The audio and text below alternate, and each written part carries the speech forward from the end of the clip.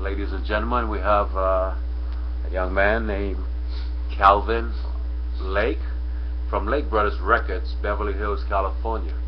And we're going to talk with him a few minutes about his endeavors and his career. Yes, Mr. Lake, go ahead and introduce yourself. My name is Calvin Hodge Lake. I was originally born in Charlestown, Nevis, West Indies, but grew up in Antigua until I was age 10. I later moved back to St. Kitts, went to Sandy Point High School. After attaining 5 O levels in fifth form, I traveled to Anguilla and finished up in the Valley Secondary High School in Anguilla. I went and stayed with my uncle, who's still a businessman named Albert Lake in the Quad Anguilla. What inspired you to make a career out of music and making your home here in the U.S.? Well, after I finished the Valley Secondary High School in Anguilla, which is now called Albina Lake Arts Comprehensive School, I found a book in the library called Teach Yourself Songwriting. But before then, I used to always, walk around the village in Antigua and even in St. Kitts and Anguilla, humming melodies, writing, putting, lyrics together. Then, by June '73, I moved to the island of St. Martin on the Dutch side, and I continued writing songs. I worked in St. Martin from '73 all the way to '78, but in '74, I spent a year in Nevis. And during that time, I met a gentleman by the name of Desmond Dorr. I was walking on Main Street in Charlestown, and I heard this singing, and I thought it was coming from off the radio. And when I got closer, I realized it was a live human. And so Desmond, though, he sang country and calypso. And so we became good friends, and he, showed me some songwriting tips, and at that time I listened to nothing but American pop music. And so I really was inspired by Gamblin' Huff. Kenny Gamblin, Leon Huff, out of Philadelphia, in the U.S. They had a record label called Philadelphia International Records, who produced the 3 Degrees, the OJs, Teddy Pendergrass, Billy Paul, to name a few.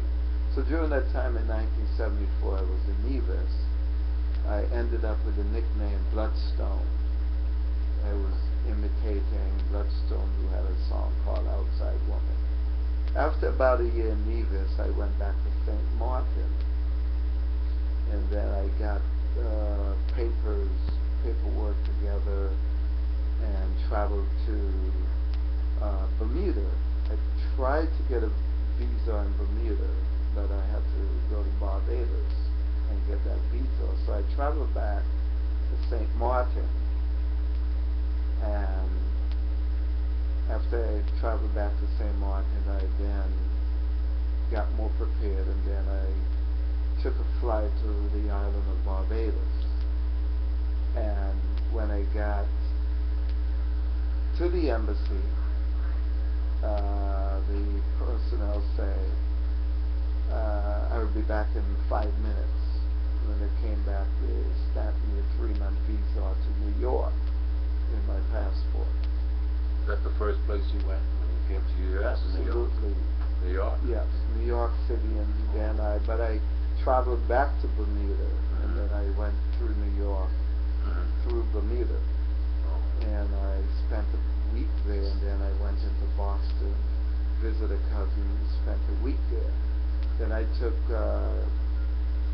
Greyhound bus all the way to Hollywood. Oh. But during that time in Boston, I visited a company called Five Star Music Master.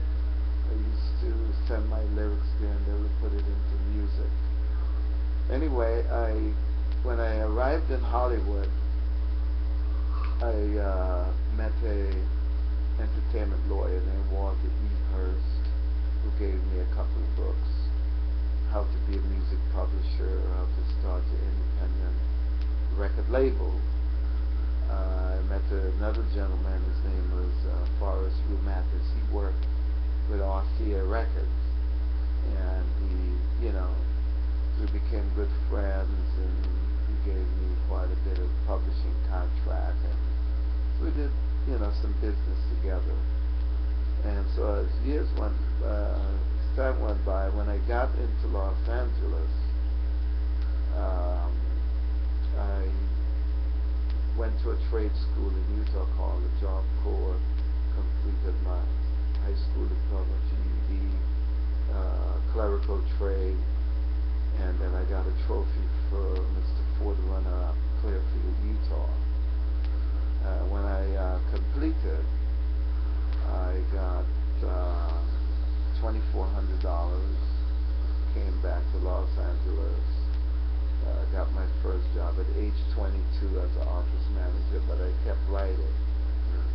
So after I got out in 81, around 82 I bought my first Camaro car, and then I went into the studio and recorded my first song called Get Into the Love Groove. So in 1982, around December, I had a gentleman who worked for Channel 7. He wrote the lead sheet for me at his house, but he was in a hurry, and so he had to go to Channel 7 to work. He was a security guard. So when we got to Channel 7, we used the old piano in the back of Channel 7 station. It was located at Prospect. Right. And after that, I contacted a lady, and she put me up, with a producer, gentleman named Basie Green, and we went into a studio called Dr. Musique's, and that's where I recorded Get Into the Love Groove. The singer I got, her name was Mary Lang, and once I recorded it, about 3 people got hold of the song, and Lock Records, they liked it, which is now called Private Eye, and then there was a gentleman named Wilbur James who connected the song with a company out of Detroit, Michigan called Birdie Records. Okay. And then Birdie Records picked it up, went to the house, and made a deal, and tell you the truth, they gave me $10,000 advance.